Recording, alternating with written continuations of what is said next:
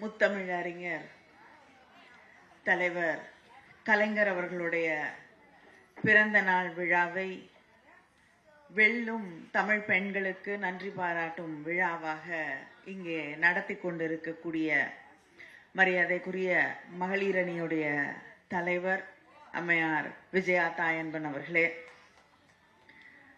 இந்த நிகழ்ச்சிக்கு முன்னிலை வகித்துக் கொண்டிருக்கக்கூடிய சென்னை தென்மேற்கு மாவட்ட கழகத்தின் செயலாளர் மயிலை வேலு அவர்களே, தலைவர் கலைஞர் அவர்களுடைய மருத்துவர் மட்டும் இல்ல, மிக இளைய நண்பர் என்று சொல்லக்கூடிய பெருமையையும் பெற்றிருக்கக்கூடிய டாக்டர் எழிலன் நாகநாதன் அவர்களே, அவருக்கும் அவங்க அப்பாக்கும் போட்டி. இவர் வர வரைக்கும் அவங்க அப்பா தான் தலைவர் கலைஞர் அவர்களோடு காலை நடைபயிற்சிக்கு செல்லக்கூடிய நண்பராக இருந்தார். அதுக்கப்புறம் அந்த வாழையடி வாழையாக ஒரு நட்பு வருகிறது என்றால் அது எழிலுக்கு தான் வந்திருக்கு. அப்படிப்பட்ட தலைவரின் நண்பர் என்று சொல்லக்கூடிய எழிலன் இங்கே வாழ்த்துறை வழங்கி இருக்கக்கூடிய மகளிரணி செயலாளர் ஹெலன் டேவிட்சன் அவர்களே, மகளிர் தொண்டரணி துணை செயலாளர் தமிழரசி ரவிக்குமார் அவர்களே, இந்த அரங்கத்தை எங்களுக்காக ஒவ்வொரு முறையும் தந்து உதவக்கூடிய குணாநிதி அவர்களே, திரு ராமானுஜம் அவர்களே, மகளிரணியைச் சேர்ந்த சேலம் சுஜாதா அவர்களே, மாலதி அவர்களே, ரத்னா லோகேஷ் அவர்களே, மலர் அவர்களே, பானு சலீம் அவர்களே, ரேவதி அவர்களே, கவிதா அவர்களே, தீபா அவர்களே, இந்த நிகழ்ச்சிக்கு வந்திருக்கக்கூடிய வெல்லும் தமிழ் பெண்கள் உங்கள் அத்தனை பேருக்கும் என்னுடைய வணக்கத்தை, நன்றியை, வாழ்த்துக்களை தெரிவித்துக் கொள்கிறேன்.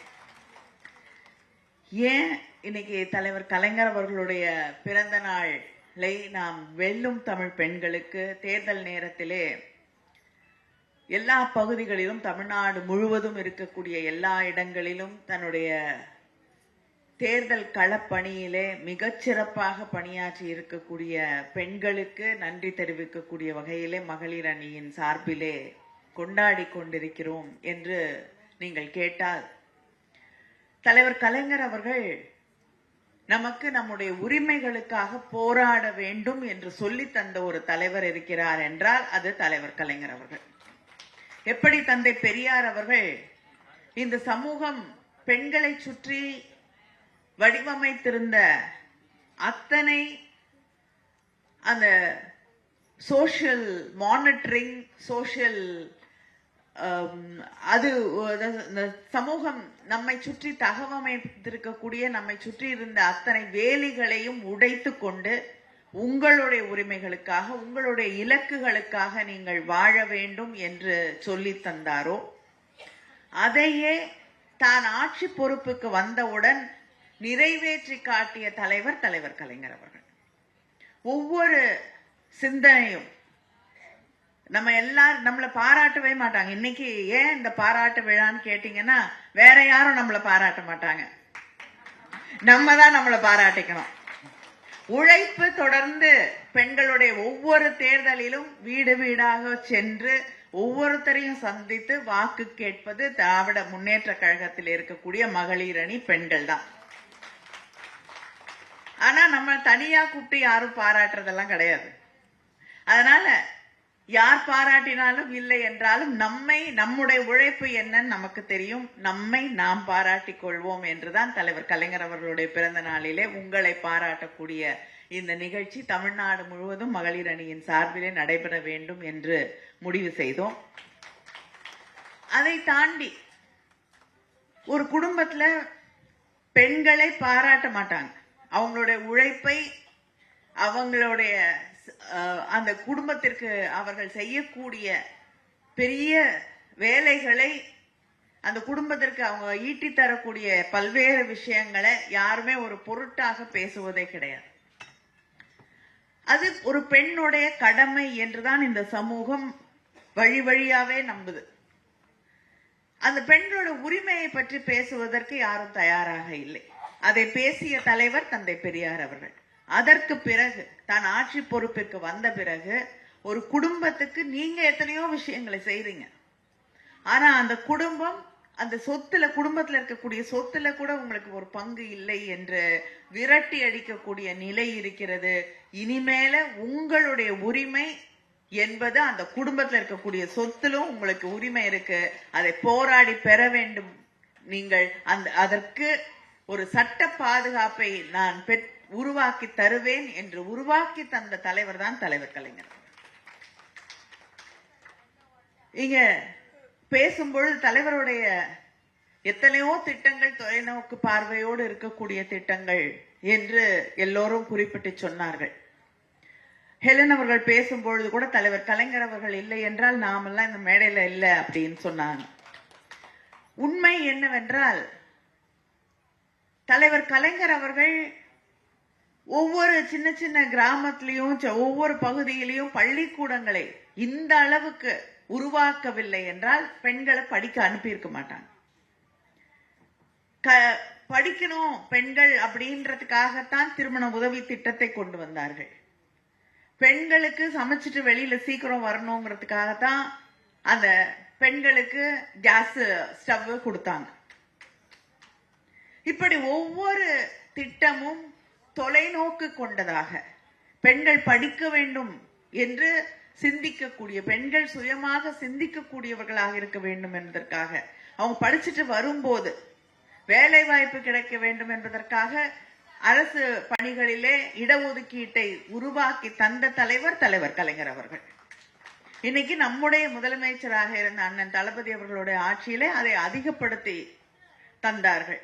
இது அத்தனையும் பெண்கள் தங்களுடைய உரிமைகளுக்காக போராட வேண்டும் என்று அந்த உரிமைகளை பாதுகாக்கக்கூடிய ஒரு ஆட்சியாக நாம் தொடர்ந்து தலைவர் கலைஞர் அவர் பேரறிஞர் அண்ணாவின் காலமாக இருக்கட்டும், தலைவர் கலைஞர் அவர்களுடைய காலமாக இருக்கட்டும், கடந்த 5 ஆண்டுகளாக நம்முடைய அண்ணன் தளபதி அவர்களுடைய ஆட்சியிலே எடுத்துக்கொண்டாலும் அது பெண்களுக்கான ஆட்சியாக பெண்களுடைய வாழ்க்கையை மேம்படுத்த ஒரு மாற்றத்தை இந்த சமூகத்திலே கொண்டு வருவதற்கான ஒரு ஆட்சியாகத்தான் அந்த ஆட்சியை நாம் பெருமையோடு தலை நிமிர்ந்து நடத்தி இருக்கிறோம் என்று எத்தனை தோல்விகள் வந்தாலும்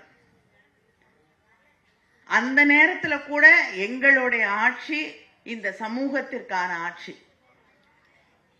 அடிமட்டத்திலே இருக்கக்கூடிய நம்ம வீட்டு பிள்ளைகள் படிக்க வேண்டும், அவர்களுக்கு வேலை வாய்ப்புகளை கொண்டு வந்து சேர்க்க வேண்டும் என்று பாடுபட்ட ஆட்சி என்பதை தலை நிமிர்ந்து நாம் எப்பொழுதும் சொல்ல முடியும்.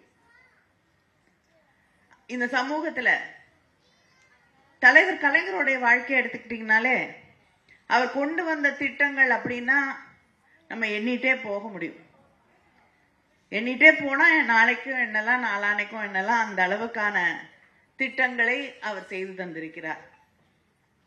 அவர் யாரையுமே இந்த சமூகத்துல விட்டு விடாமல் எல்லாரையும் அரவணைத்து அவர்களுக்கான நாம் சிந்திக்காத யாரை பத்தியெல்லாம் இந்த சமூகம் சிந்திக்காதோ, மாற்றுத்திறனாளிகளாக இருக்கட்டும், திருநங்கைகளாக இருக்கட்டும், ஏன் தொழுநோயால் பாதிக்கப்பட்டவர்களாக இருக்கட்டும், அவர்களுக்கெல்லாம் இந்த சமூகத்திலே இந்த சமூகம் ஒதுக்கி வைத்திருக்கக்கூடிய பிச்சைக்காரர்கள் என்று யாரை பத்தி கவலைப்படாம இந்த சமூகம் இருந்ததோ அவர்களுக்காக இருக்கட்டும், அத்தனை பேருக்கும்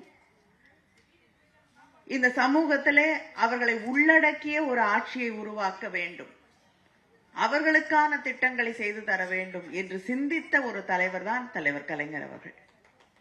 ஆனா தலைவர் கலைஞர் அவர்களை பற்றி பாராட்டுகள் அதிகமா விமர்சனங்கள் அதிகமா அப்படின்னு பார்த்தோம்னா விமர்சனங்கள் தான் அதிகம். அடிக்கடி நான் ரீல்ஸ் பார்க்க எல்லாரும் அதை பார்த்துட்டு இருக்கோம்ல, அதுல அடிக்கடி என்னோட ஃபீட்ல வரக்கூடிய ஒன்று ஒரு தொலைக்காட்சி நிகழ்ச்சி, நீயா நானான்னு நினைக்கிறேன். ஒரு இளைஞர் சொல்லுவார், தலைவர் கலைஞர் அவர்கள் ஒரு பத்திரிகைக்கு பேட்டி கொடுக்கும் போது சொல்லியிருக்காரு, இந்த மாதிரி நாம் யாருக்கெல்லாம் நல்லது செய்யறோமோ அவங்க அந்த சமூகமும் அவர்களும் நமக்கு நன்றியோடு இருப்பார்கள் என்று நாம் எதிர்பார்க்க கூடாது. அதை எதிர்பார்க்காம நாம நம்முடைய கடமையை அவர்களை மேம்படுத்துவதற்கான கடமையை நாம் செய்ய வேண்டும் என்று அந்த பேட்டியில சொல்லியிருந்தாருன்னு அந்த இளைஞர் சொல்லிட்டு, அதுக்கு நானே ஒரு உதாரணம் அப்படின்னு அவர் சொல்லுவார். எப்படி அப்படின்னு கேட்கும் பொழுது, நான் ஒரு முற்பட்ட சமூகத்தை சேர்ந்த ஒரு இளைஞன்.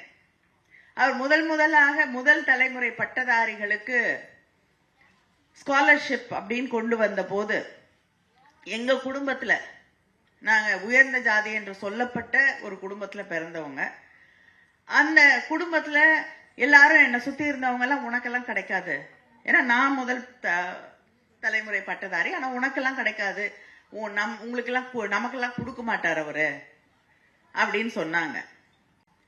ஆனா நான் அந்த ஸ்காலர்ஷிப்புக்கு எழுதி போட்டேன், எனக்கு கிடைச்சது, நான் படிச்சு முடிச்சேன். என் சொந்தக்காரங்க கூட எனக்கு கொடுத்தது இல்லை. அந்த காலத்துல எனக்கு 80,000 ரூபாய்க்கு மேல நான் படிச்சு முடிக்கிற வரைக்கும் அவர் எனக்கு நிதி கொடுத்தார். ஆனால் என்னுடைய சுற்றத்தார், என்னுடைய குடும்பத்தில் இருக்கக்கூடியவர்கள் அதை பற்றி ஒரு நாள் கூட நன்றியோடு பேசியதில்லை. யாருமே எனக்கு அதை கொடுத்ததில்லை. என்னை சுத்தி இருக்கக்கூடிய அத்தனை பேருமே யாரும் அதை கொடுத்திருக்க மாட்டாங்க. அவர் கொடுத்தார், ஆனால் அதை பற்றி யாரும் பேசியதில்லை. அவர் இறந்த போது கூட ஒரு காழ்ப்புணர்ச்சியோடு தான் அவரை பற்றி பேசினார்களே தவிர, எங்க குடும்பத்துல ஒரு பையனுக்கு ஒரு நல்ல எதிர்காலத்தை உருவாக்கி தந்தார் என்ற அந்த நன்றி உணர்வோடு யாரும் பேசவில்லை. அவர் எதை சொன்னாரோ அதுதான் உண்மையானது. இந்த சமூகத்துல நான் எதையும் எதிர்பார்க்காம இந்த மக்களுக்காக உழைப்பேன் என்று ஒரு தலைவன் வாழ்ந்தான் என்றால் அது தலைவர் கலைஞர் அவர்கள் தான். எழிலன் பேசும்பொழுது சொன்னார், ஆட்சி பொறுப்பு போன பிறகு சாயந்தரம் உட்காந்துட்டு சாப்பாடு பிடிச்ச சாப்பாடை சாப்பிட்டுட்டு இருப்பாருன்னு. எனக்கே தலைவர்கிட்ட பெரிய ஆச்சரியம் அதுதான். இப்ப நமக்கு தேர்தல் முடிவுகள் ஒரு 4-5 மணி நேரத்துல என்னன்னு தெரிஞ்சிருது. முன்னாடியெல்லாம் ஓட்டு எண்ணணும், இந்த மாதிரி இல்ல இல்லையா, பேலட் பாக்ஸ்ல ஓட்டு எண்ணணும். அப்புறம் எண்ணி முடிக்கும் பொழுது சில நேரம் காலையில ஆரம்பிச்சு மாலை இல்லைன்னா அடுத்த நாள் வரை ஆயிடும். ஆனா ஒரு நேரத்துக்கு அப்புறம் நம்ம அந்த தேர்தலின் போக்கு என்னவாக இருக்கு அப்படின்றது ஓரளவுக்கு புரிந்து விடும். கொஞ்ச நேரம் பார்த்துட்டு இருப்பாங்க, செய்திகளை எல்லாம் கேட்டுக்கொண்டிருப்பார். அதற்கு பிறகு தலைவர் இருக்கக்கூடிய இடத்துல சுத்தி தன்னுடைய இயக்கத்தை சார்ந்த தோழர்களோடு தான் அவர்கள் அமர்ந்திருப்பார்கள். கொஞ்ச நேரம் ஆனோன்னா அந்த போக்கு நமக்கு சாதகமானதாக இல்லை என்று தெரிந்த பிறகு தன்னை சுற்றி இருக்கக்கூடியவர்களை மகிழ்ச்சியாக வைத்துக் கொள்ள வேண்டும். அவங்க யாரும் சோகத்துல இறங்கிடக்கூடாது, அவங்க யாரும் வருத்தத்துக்குள்ள போயிடக்கூடாதுங்கிறதுக்காக அந்த இடத்தையே கலகலப்பாக மாற்றிய தலைவர் தான் தலைவர் கலைஞர். இப்படி வெற்றியையும் ஒரு கொண்டாட்டமாக, தோல்வியையும் ஒரு கொண்டாட்டமாக மாற்றிய தலைவன் தான் தலைவர் கலைஞர் அவர்கள். என்கிட்ட ஒரு தந்தையாக எந்த நேரத்தில் நீங்க கேட்டாலும் அவர்கிட்ட நீ கத்துக்கிட்ட பெரிய பாடம் எதுன்னா இதுதான் நான் அவரிடம் கற்றுக்கொண்ட மிகப்பெரிய பாடம். எது வந்தாலும் நம்மால் அதை தாண்ட முடியும், கொள்கை உறுதியோடு நின்றோம் என்றால் அதை வெற்றி பெற்று காட்ட முடியும் என்பதைத்தான் அவர் எனக்கும் இங்கே இருக்கக்கூடிய உங்களுக்கும் மேடையில் இருக்கக்கூடிய அத்தனை பேருக்கும் எந்த நேரத்திலையும் எந்த தோல்வி வந்தாலும் என்ற ஒரு இக்கட்டு வந்தாலும் அந்த கொள்கையை விட்டு விடாமல் அதை எதிர்த்து நின்று போராட வேண்டும் என்று நமக்கு அவர் தன்னுடைய வாழ்நாள் செய்தியாக அதை நமக்கு சொல்லி தந்திருக்கிறார். அப்படிப்பட்ட தலைவர் கலைஞர் அவர்களுடைய பிறந்த நாளை நாம் இங்கே கொண்டாடி கொண்டிருக்கிறோம். தமிழ்நாட்டில் எந்த ஆட்சி மாற்றம் வந்தாலும் எல்லாரும் ஆட்சி மாற்றம் வந்திருக்கு அப்படின்னாங்க. எனக்கு ஆட்சி மாற்றத்தை பற்றி எல்லாம் கவலை இல்லை. ஆனா ஒரே ஒரு விஷயம்தான் எனக்கு புரியாமல் இருக்கிறது. ஒரு ஆட்சி பொறுப்பேற்றுக் கொள்கிறது என்று சொல்லுவார்கள். ஆனா இந்த ஆட்சி பொறுப்பேற்றுக் கொண்டிருக்கிறதா என்றால் எனக்கு தெரியவில்லை. ஆட்சிக்கு வந்திருக்காங்க. ஆனா சில நேரங்கள்ல நம்ம ஒரு ஹோட்டலுக்கு போனோம்னா, இல்லைன்னா ஏதாவது ஒரு இடத்துக்கு பொது இடத்துக்கு போனோம்னா ஒரு போர்டு வச்சிருப்பாங்க. நீங்க கொண்டு வர பொருளுக்கோ உங்களுக்கோ நிர்வாகம் பொறுப்பில்லை அப்படின்வாங்க. கிட்டத்தட்ட நிலைமை உங்களுக்கோ உங்கள் உடைமைகளுக்கோ இல்லைன்னா உங்க பாதுகாப்புக்கோ எங்களுடைய ஆட்சி பொறுப்பில்லை என்று சொல்லக்கூடிய ஒரு நிலையை நாம் பார்த்து கொண்டிருக்கிறோம். அதனால எனக்கு இருக்கக்கூடிய ஒரே ஒரு இதுதான், ஒரு ஆட்சி பொறுப்பேற்றுக் கொள்ள வேண்டும். இப்ப ஆட்சிக்கு வந்திருக்கக்கூடியவர்களிடம் நான் கேட்டுக்கொள்வது, நீங்கள் பொறுப்பேற்றுக் கொள்ள வேண்டும். இத்தனை நாளா இவங்க ஆட்சிக்கு வந்ததிலிருந்து நூற்றுக்கணக்கான கொலைகள், பாலியல் வன்முறைகள், குழந்தைகளுக்கு எதிரான வன்முறைகள் என்று ஒவ்வொரு நாளும் நம் கண் முன்னால் நடந்து கொண்டிருக்கிறது. ஆனால் இதற்கெல்லாம் பொறுப்பு ஆட்சியிலிருந்து நாங்க வெளியில வந்துட்டோம். ஆனா திரும்ப திரும்ப திரும்ப ஒரு தேர்தல் மனநிலையிலிருந்து வெளிவராமல் திராவிட முன்னேற்ற கழகத்தையே திரும்ப திரும்ப திரும்ப குறை சொல்லிக் கொண்டு நீங்கள் இன்று பொறுப்பேற்று இருக்கக்கூடிய நிலையிலே இருக்கிறீர்கள் என்பதை மறந்துவிட்டு பேசும் பொழுதுதான் உங்களை நம்பி வாக்களித்த மக்களுக்கு நீங்கள் நியாயம் செய்யவில்லை என்பதை புரிந்து கொள்ள வேண்டும். காரணங்களை யார் மேல காரணம் சொல்லலாம், யார் மேல நாம் செய்ய தவறிய விஷயங்களுக்கெல்லாம் யாரு மேல பொறுப்பை மாத்தலாம் அப்படின்னு தேடிட்டே இருந்தா அது ரொம்ப சுலபமான வேலை. சொல்லிக்கிட்டே இருக்கலாம். இன்னைக்கு இத்தனை பேர் படிச்சுட்டு வந்திருக்கீங்க. எழிலன் போன்றவர்கள் எல்லாம் மருத்துவர்களாக இருக்காங்க. இங்க எத்தனையோ பேரு பட்டதாரிகள் இருக்காங்க. நாம் நினைத்திருந்தால் கூட சொல்லலாம், 3000 வருஷமா எங்களை படிக்க விடல, எங்களை பள்ளிக்கூடத்துக்கு விடல, இந்த பெண்களை எல்லாம் வீட்டை விட்டு வெளியில அனுப்பல, அதனால நாங்க இதே நிலைமையில இருக்கோம், கஷ்டப்படுறோம் அப்படின்னு சொல்லிக்கிட்டே இருக்கலாம். ஆனால் திராவிட இயக்கம் அதையெல்லாம் உடைத்து அந்த 3000 ஆண்டுகளாக நம் மீது திணிக்கப்பட்ட அத்தனை விலங்குகளையும் உடைத்தெறிந்து மாற்றத்தை கொண்டு வந்தது. இப்ப பேசும்பொழுது சொன்னார்ல இரட்டை இலக்க வளர்ச்சின்னு, அது அந்த விலங்குகளை உடைத்ததால் தான் வந்தது. யார் மேல பழி போடலான்னு தேடிக்கிட்டே இருந்தோம்னா எந்த மாற்றமும் வராது. அந்த யார் மேல பழி போடலான்னு தேடாமல் ஆட்சி செய்த தலைவன் தான் தலைவர் கலைஞர் அவர்கள். அதனால் அவர் வழியிலே ஆட்சி செய்த நம்முடைய முதலமைச்சர் அண்ணன் தளபதி அவர்கள் இன்னைக்கு ஆட்சி பொறுப்பிலே இருந்தாலும் ஆட்சி பொறுப்பிலே இல்லை என்றாலும் தமிழ்நாட்டை தலைவர் கலைஞர் அவர்களின் வழியிலே தொடர்ந்து நடத்துவார். அதற்கான தமிழ்நாடு ஆட்சியில இருந்தாலும் இல்லைன்னாலும் தன் வாழ்நாள் முழுவதும் இல்லை, வாழ்நாள் தாண்டியும் இன்று வரை தமிழகத்தின் அரசியல் போக்கை தீர்மானித்துக் கொண்டிருக்கக்கூடிய தலைவர் கலைஞர் அவர்கள் தான்.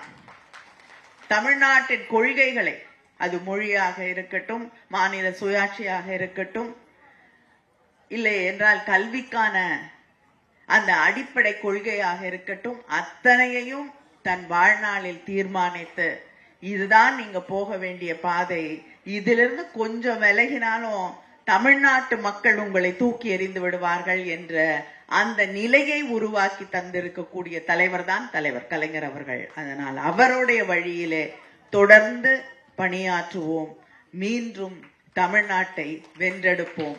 நன்றி, வணக்கம்.